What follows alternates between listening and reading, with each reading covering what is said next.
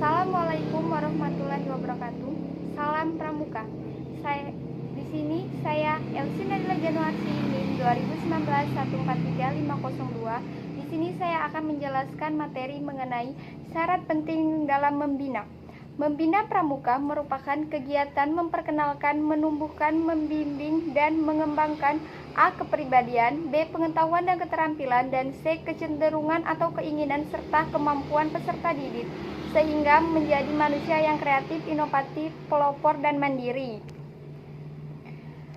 Syarat penting dalam membina adalah yang pertama yaitu mengetahui sifat kejiwaan peserta didik, sifat-sifat anak usia siaga, penggalang, penegak, dan pandega.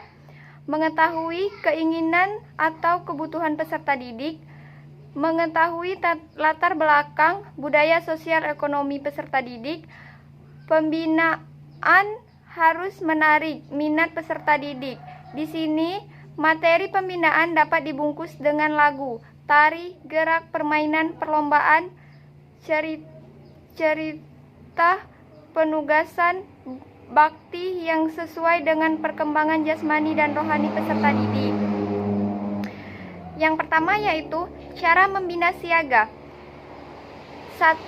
Dilakukannya dengan penuh kasih sayang dan lemah lembut. 2. Membina siaga adalah fase awal dalam pendidikan, maka sifat-sifat pembina siaga yang tidak bisa dicontoh oleh anak usia siaga harus tidak dimunculkan di permukaan, misalnya pembina merokok, membentak-bentak, berkata jorok, dan sebagainya. Yang ketiga, materi pembinaan banyak dibungkus sehingga menarik, misalnya menceritakan sifat-sifat kepahlawanan yang perlu dicontoh dengan sosiodrama. Keempat, sesuatu yang hayal baik untuk menumpuk imajinasi siaga, tetapi jangan dilebih-lebihkan. Kelima, permainan perang-perangan tidak cocok untuk kejiwaan siaga. Keenam, siaga harus sudah diperkenalkan secara nyata bagaimana setiap hari berbuat kebaikan. Ketujuh, untuk melatih kreativitas siaga, maka akan sangat baik mereka ditugasi membuat lagu sederhana, tarian, menulis pengalaman, atau mengarang atau membuat yel-yel yang menyenangkan, yang menyemarakkan kasih sayang. Dan yang selanjutnya, kehidupan siaga itu ada diperindukan. Dan yang terakhir, pembina lebih banyak ingarso sungtulondo. Dan berikutnya, cara membina penggalang. Yang pertama, dapat menggunakan sebagian cara-cara membina siaga. Kedua, kegiatan yang menantang. Ketiga, kegiatan yang mengacu kedisiplinan sangat penting diberikan. Keempat, reward dan punishment mutlak harus dilakukan dan ditegakkan. Kelima, kehidupan penggalang ada di regu. Keenam, pembina lebih banyak in medio magnum carso, artinya di tengah-tengah membangkitkan kehendak atau semangat belajar bekerja. Dan selanjutnya, cara membina penegak. Yang pertama, perangkat struktur kepenegakan ditertibkan bila belum ada dibentuk lebih dahulu. Kedua, dimulai bertanggung jawab atas keputusan musyawarah dan menjalankan keputusan dewan ambalan.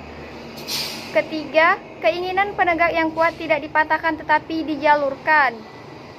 Keempat, memberikan kondisi lingkungan yang baik. Kelima, pada tingkat bantara, penegak mulai dikondisikan untuk memperbaiki lingkungan yang kurang baik. Dan keenam, pada tingkat laksana, penegak dikondisikan untuk mengembangkan lingkungan ke arah yang lebih baik. Dan ketujuh, penegak sudah mulai dikenalkan bagaimana learning by doing, learning to aim, learning to serve. Dan yang terakhir, untuk mempertahankan satuan terpisah di perkemahan, sebaiknya pembina menyerahkan tanggung jawab kepada pradana dan pramuka sangga, namun harus tetap mengontrol. Dan yang terakhir yaitu cara membina pandega. Yang ke-1, sebagian besar cara membina penegak dapat diterapkan untuk membina pandega. Kedua, fungsi kontrol pembina pada pandega harus jauh lebih kecil dibandingkan terhadap penegak. Ketiga, fungsi memberi motivasi kepada pandega untuk berkarya menciptakan sesuatu yang baru dan bermanfaat lebih banyak. Dan yang terakhir, program hasil keputusan Majelis Pandega adalah harga mutlak. Mungkin itu saja dari saya. Wassalamualaikum warahmatullahi wabarakatuh.